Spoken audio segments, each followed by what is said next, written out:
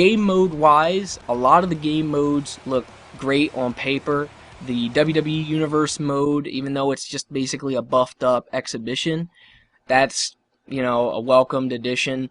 The return of Paint Tool and Superstar Threads create a finisher with a new position. I think it's like the turnbuckle position. Those are great. I like that those have been kind of stapled modes that are carrying over each and every year, which is something that I think the Smackdown series needs.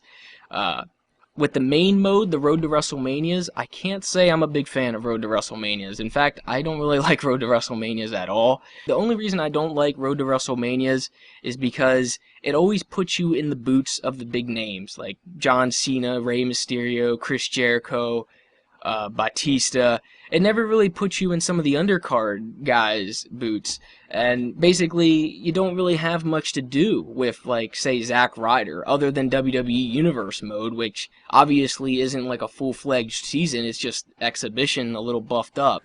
So I just like to have a normal text-based season. Doesn't have to have voiceovers or anything like that, because obviously you can't get the voiceovers of every superstar, but I think that you need the ability to take at least, you know, every superstar through the main game mode. And because we can't take every superstar through Road to WrestleMania, we only have a few selections. I think that's kind of a downer for people that might have, you know, their favorite superstar left off the list. So I would like to see a return of season mode maybe next year, something like that. A text-based season. I know that you could do it in design a story and stuff like that, but honestly, you don't want to sit there and wait for somebody to create a story for Zack Ryder. You should just be able to go in and play. Some of the other things that I'm liking is the created wrestlers not having to be built up attribute-wise, and the fact that you can edit in-game superstars attributes. That was something that I really liked from Here Comes the Pain, and I think that it was in the first SmackDown vs. Raw as well.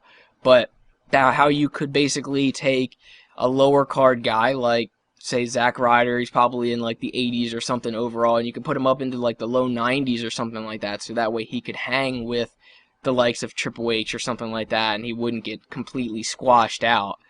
So I really like that. The online, I know they've said a lot about them finally fixing the online. I'm a little bit disappointed that they didn't patch 2010, because that online was horrible.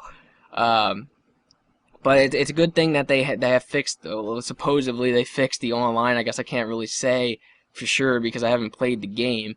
But Minitrons being able to pick ladder finishers, that cleared up a lot of the issues that I had back in June at my E3 video. And then on top of that, some of the stuff like the Hell in a Cell being bigger, weapons being in there, being able to edit downloaded stuff, downloading logos and movesets. The new character selection screen looks awesome.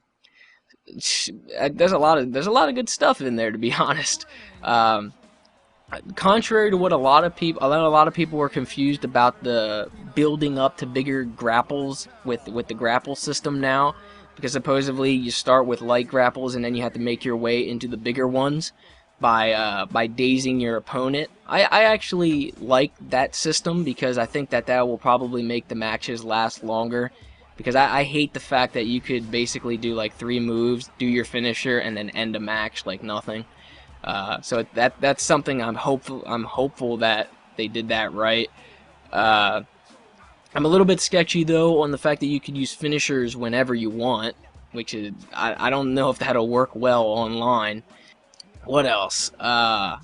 The DLC, I know that the DLC, they've said that there's going to be 3 DLC packs. The first one being Chris Masters as a superstar, and then a couple alternate attires, and that one actually comes in the game when you buy it.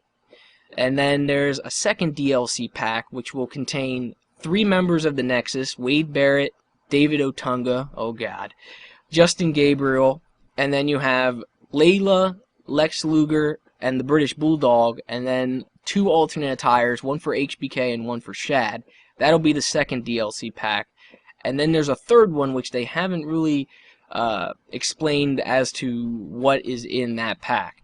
But the one big thing though that I want to talk about with the Smackdown series that I think the Smackdown series is lacking is more character specific moves. And I crunched some numbers. I crunched some numbers in SmackDown vs. Raw 2010, and not counting the $1 Million Man, Dusty Rhodes, Bob Orton, Trish, and Eve, because I lost all of my memories, so I couldn't, go back and unlock them, or I didn't feel like it. But I counted that out of the ground grapples, 23 superstars had back chop number 4. Back chop number 4, 23 superstars in the game had that same exact move. 21 superstars on the roster in SmackDown vs. Raw 2010 had the knee smash. And this one I found really funny, because back in Here Comes the Pain, Triple H had a move that was exclusive to him. It was like a Deathlock type move in Here Comes the Pain. I went back in Here Comes the Pain, nobody else had that move. It was exclusive to Triple H. Yet in SmackDown vs. Raw 2010, 18 superstars have the Deathlock. A move that used to be exclusive to Triple H is now shared among 18 superstars in the game.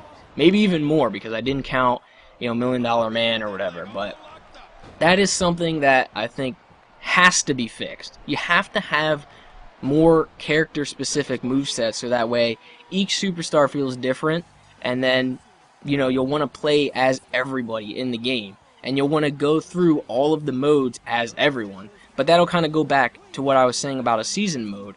I mean, if you only have the top names that feel different, then there's really no point playing as the undercard guys, because they don't feel different. They feel generic. They all have generic moves. They all have knee smashes and back chops. That's stupid. I think that they should all have their own character-specific moves. Everybody punches different.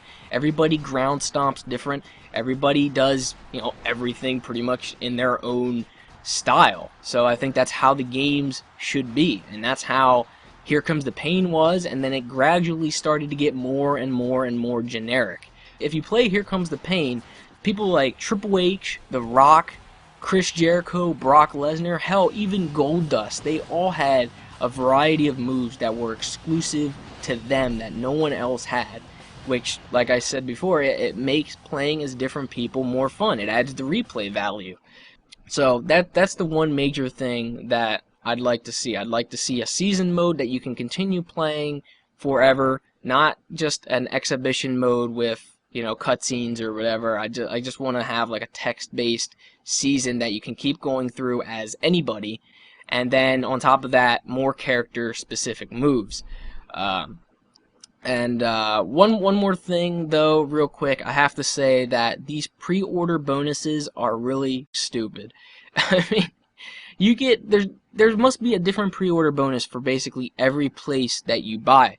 If you want Ministry Undertaker, you have to get it from Toys R Us. If you want Bret Hart, you have to get it from Best Buy. If you want the Tribute to the Troops Arena, you have to get it from Walmart. And if you want the Viper Pack, which is alternate attires for Randy Orton, I'm not sure if these are going to be unlockables in the game or what, but you have to get that from Amazon. There's like a different pre-order bonus for every single store, which is really, really stupid, and I don't understand why they would do something like that. So, in conclusion, though, with my final impressions and everything, if you've been skipping wrestling games for the longest, I'm not going to go ahead and say that this is the big year for you to start back up yet. It might be, and they are on the right track, but I don't know. I guess I would have to say when I actually pick up the game. But I do think that the games are still a little bit behind on the times. They're making strides to get there. And overall, I am pretty excited about getting SmackDown vs. Raw 2011 in a few weeks. And lastly, I just wanted to make a quick shout out, because a lot of people that made submissions to my top 10 video wanted me to make a shout out to a community website for SmackDown vs. Raw players, and people that like to bring up discussions and stuff like that regarding the SmackDown games. So head on over to the SmackDownHotel.com. There'll be a link in the description. This is their shout out for these guys. I'll probably sign up on it in a little bit, but it's a really good SmackDown community. They post any new news ASAP. Everything's up to date. So do yourself a favor if you're a SmackDown fan. Register up on their forums. With that said, though, guys, if you like this video, spread the video around. Send it to the developers, because I'd really love the developers to see and hear my opinions about the game. Obviously, I love that they've done some stuff right. There's some stuff that I still think needs worked on. And, you know, hopefully if you guys get my name out there, maybe I'll be able to go to some of these community events and actually give my ideas up front, maybe your guys' ideas up front to the developers and let them know, and if they could be implemented into the Smackdown series in the later years.